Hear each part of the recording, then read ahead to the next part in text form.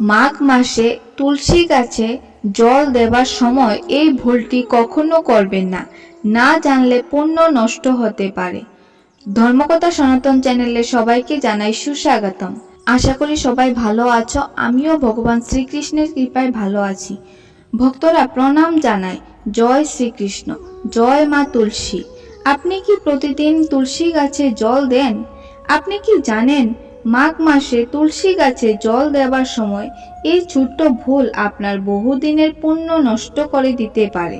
হ্যাঁ ভক্তরা, শাস্ত্রে স্পষ্ট করে বলা আছে মাঘ মাসে তুলসী সেবার সামান্য অসাবধানতা ভক্তির ফলকে উল্টো করে দিতে পারে। আজকের এই ভিডিওটি শেষ পর্যন্ত দেখুন, কারণ শেষে আমি বলবো কোন ভুলটি কখনো করা যাবে না, কিভাবে জল দিলে লক্ষ্মী কৃপা লাভ হয়, আর কোন সময়ে জল দিলে পাপ পর্যন্ত ক্ষয় হয়ে যায়। মাঘ মাস কেন এত বিশেষ? হিন্দু শাস্ত্রে বলা হয়েছে মাঘে স্নানাং দানাং জপাং হোমং বিশেষত্ব ফলদায়ক, অর্থাৎ মাঘ মাসে করা প্রতিটি পুণ্যকর্ম বহুগুণ ফল দেয়। এই মাসে দেবতারা পৃথিবীতে বিচরণ করেন, বিষ্ণু নিজেই তুলসী গৃহে বাস করেন, লক্ষ্মী দেবী তুলসীর মধ্যে অবস্থান করেন। তাই মাঘ মাসে তুলসী গাছের সেবা শত অশ্বমেধ যজ্ঞের সমান পুণ্য দেয়। তুলসী শুধু একটি গাছ নয়। ভক্তরা অনেকেই ভাবেন তুলসী একটি সাধারণ গাছ, কিন্তু শাস্ত্র বলে তুলসী হলেন দেবী বৃন্দা, বিষ্ণু পত্নী। যেখানে তুলসী আছেন সেখানে দারিদ্রতা থাকে না, অশুভ শক্তি প্রবেশ করতে পারে না, নেতিবাচক শক্তি দূরে থাকে। তুলসীর জল গ্রহণ করেন স্বয়ং শ্রীহরি। কিন্তু মাঘ মাসে এখানেই হয় সবচেয়ে বড় ভুল। ভক্তরা অনেক ভক্ত না জেনে না বুঝে মাঘ মাসে তুলসী গাছে ভুল সময়ে ও ভুল নিয়মে জল দেয়, এবং শাস্ত্র অনুযায়ী এই একটি ভুল তুলসী অপমানের সমান, পুণ্য নষ্ট করে সংসারে বাধা ডেকে আনে। কিন্তু সেই ভুলটি কি? ভুল সময়ে জল দেওয়া। মাঘ মাসে তুলসী গাছে দুপুরের পরে, সূর্যাস্তের পরে, সন্ধ্যার সময় জল দেওয়া সম্পূর্ণ নিষিদ্ধ। শাস্ত্রে বলা আছে মাঘ মাসে সূর্য অস্ত গেলে তুলসী বিশ্রামে যায়।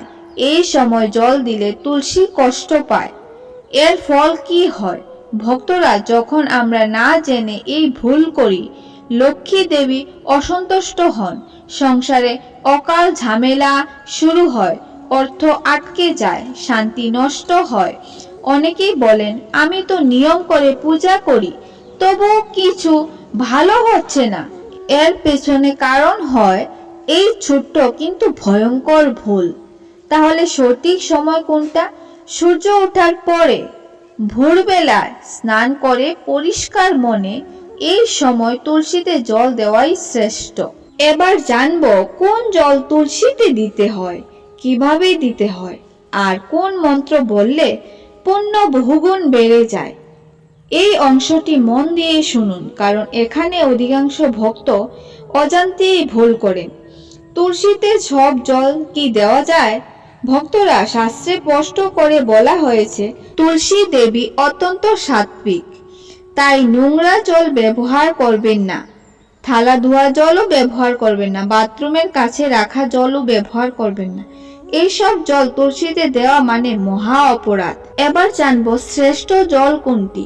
মাঘ মাসে তুলসীতে জল দেওয়ার জন্য শ্রেষ্ঠ জল হলো পরিষ্কার মাটির পাত্রে রাখা জল, কলসির জল, তামার পাত্রের জল সবচেয়ে উত্তম। তাই যদি সম্ভব গঙ্গা জলের কয়েক ফোঁটা মিশিয়ে নিন, এতে তুলসী দেবী অত্যন্ত প্রসন্ন হন। একটি বড় ভুল হলো ঠান্ডা জল। ভক্তরা, মাঘ মাস মানেই শীতকাল। এই সময় অনেকেই সরাসরি খুব ঠান্ডা জল তুলসী গাছে ঢেলে দেয়।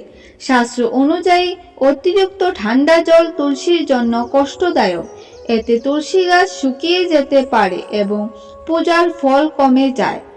জল যে স্বাভাবিক তাপমাত্রা হয়, তা খুব গরমও না খুব ঠান্ডাও না, এরকম জল তুলসী গাছে ব্যবহার করবেন। এবার জানবো কিভাবে জল দেবেন। জল দেওয়ার সময় দাঁড়িয়ে নয়, হালকা ঝুঁকে তারপরে তুলসী গাছে জল দিন। তাড়াহুড়ো করবেন না একদম।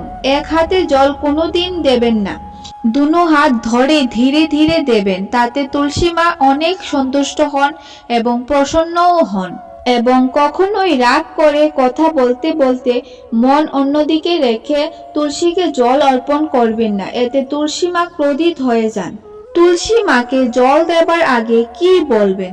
ভক্তরা জল দেবার আগে এই কথা বললে তুলসী দেবী অত্যন্ত প্রসন্ন হয়। ভক্তরা তুলসী গাছে জল ঢালার সময় এই মন্ত্রটি বলুন: তুলসী তুলসী নারায়ণ, তুমি তুলসী বৃন্দাবন, তোমার শরীরে ঢালি জল, অন্তিম কালে দিও স্থল। ভক্তরা এই মন্ত্রটি যদি আপনারা মনে না রাখতে পারেন তাহলে এই কথাটি বলুন: মা তুলসী, আমার অজান্তে কোনো ভুল হলে ক্ষমা করবেন। জল দেবার পর কি করবেন? 3 বার পরিক্রমা করুন, মাথা নত করুন, তুলসী পাতা হাত দিয়ে চোখে লাগান। কিন্তু মনে রাখবেন, মাঘ মাসে তুলসী পাতা ছেঁড়া নিষিদ্ধ, এমনকি পূজার জন্যও নয়। তুলসী পাতা ছিঁড়লে কি হয় এটা এবার জানবো। শাস্ত্রে বলা আছে, মাঘ মাসে তুলসী পাতা ছেঁড়া মানে তুলসী দেবীর শরীরে আঘাত করা। সংসারিক ক্লেশ, পূজার ফল নষ্ট হয়। তাই এই মাসে শুধু জল, ফুল, ধূপ, প্রদীপই যথেষ্ট তুলসী মাকে প্রসন্ন করার জন্য। একটি ছোট্ট কিন্তু শক্তিশালী নিয়ম: মাঘ মাসে যদি আপনি নিয়ম করে তুলসীতে জল দেন, একটি প্রদীপ জ্বালান, মনের মধ্যে কোনো অহংকার না রাখেন, তাহলে ঘরে লক্ষ্মী স্থায়ী হয়, দারিদ্রতা দূরে যায়, মন শান্ত হয়। ভক্তরা এখন যে কথাগুলি শুনবেন সেগুলি খুব কম মানুষই জানে, কিন্তু শাস্ত্র বলে এই ভুলগুলি করলে তুলসীর সেবা পূজা না হয়ে অপরাধে পরিণত হয়। তাই মন দিয়ে কথাগুলি শুনুন। নাম্বার 1, মাঘ মাসে তুলসী পাতা ছেঁড়া মহাপাপ। ভক্তরা আগেই বলেছি, মাঘ মাসে তুলসী পাতা ছেঁড়া সম্পূর্ণ নিষিদ্ধ।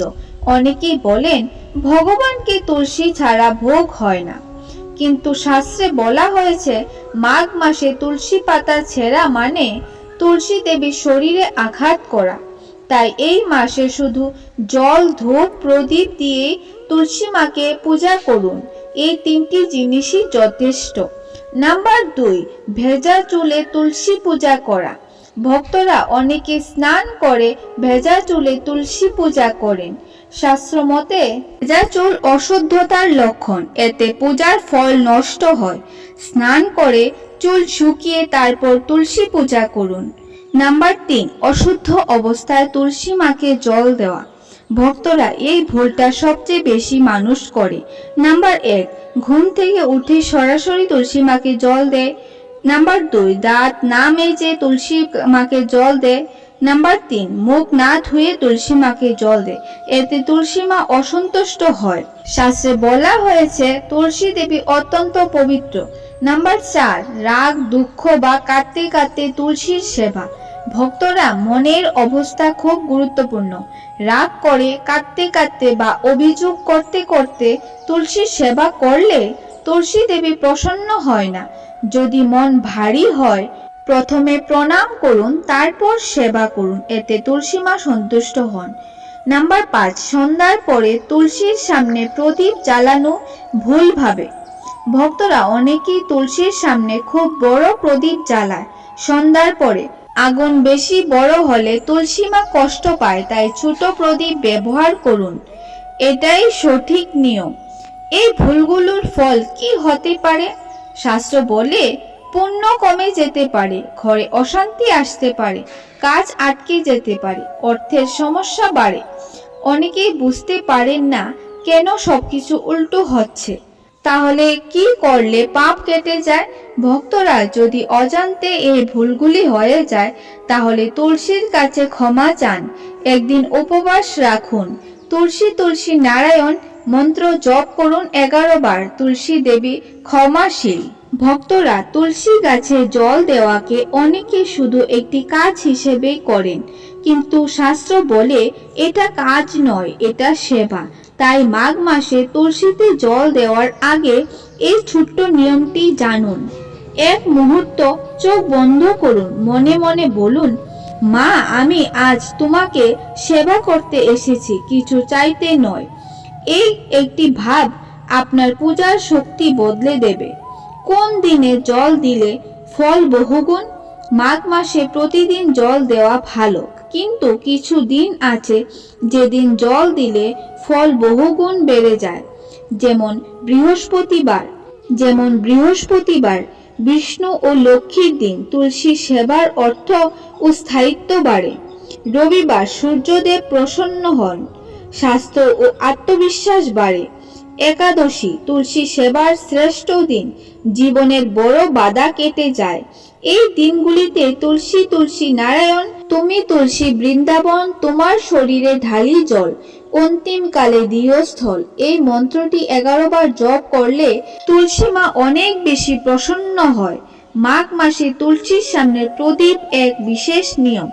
ভক্তরা, মাঘ মাসে যদি সম্ভব হয় সরিষার তেলে তুলুর সতলে ছোট্ট প্রদীপ তুলসীর সামনে 7 দিন একটানা জ্বালান। এই সময় কিছু চাইবেন না, শুধু কৃতজ্ঞতা প্রকাশ করবেন। শাস্ত্রে বলা আছে, এই সেবায় ঘরে লক্ষ্মী স্থায়ী হয়, ঋণ ও অভাব ধীরে ধীরে দূরে সরে যায়। একটি অলৌকিক সত্য ঘটনা। ভক্তরা, এক ভক্ত প্রতিদিন তুলসী সেবা করতেন, কিন্তু জীবনে শুধু বাধাই আসছিল। এক সাধু তাকে বলেছিলেন, তুমি জল দাও কিন্তু মন দাও না। এরপর তিনি মাঘ মাসে প্রতিদিন তুলসীর সামনে দাঁড়িয়ে শুধু বলতেন, মা, আমি তোমার। কয়েক মাসের মধ্যে কাজের সমস্যা মিটে যায়, সংসারে শান্তি আসে, ঋণের রাস্তা খুলে যায়। এটাই তুলসীর কৃপা। ভক্তরা, মাঘ মাসে কখনোই তুলসীর সামনে মিথ্যা কথা বলবেন না, খারাপ কথা বলবেন না, কাউকে অভিশাপ দেবেন না, কারণ তুলসী দেবী সবার কথা শুনেন। যদি কোনোদিন জল দিতে না পারেন, চিন্তা করবেন না। সেদিন শুধু তুলসীর সামনে প্রণাম করুন, বলুন, মা, আজ পারলাম না, ক্ষমা করবেন। এইটুকুই যথেষ্ট। ভক্তরা, তুলসী গাছ শুধু একটি গাছ নয়, তিনি মা। আর মা কখনো সন্তানের ভক্তি আগ্রহ করেন না। ভক্তরা, ভিডিওটি যদি ভালো লেগে থাকে তাহলে একটি লাইক করে দেবেন, সাথে ধর্মকথা সনাতন চ্যানেলটি সাবস্ক্রাইব করতে ভুলবেন না কিন্তু, এইরকম আধ্যাত্মিক ভিডিও পাওয়ার জন্য। ধন্যবাদ। জয় শ্রীকৃষ্ণের জয়। রাধে রাধে।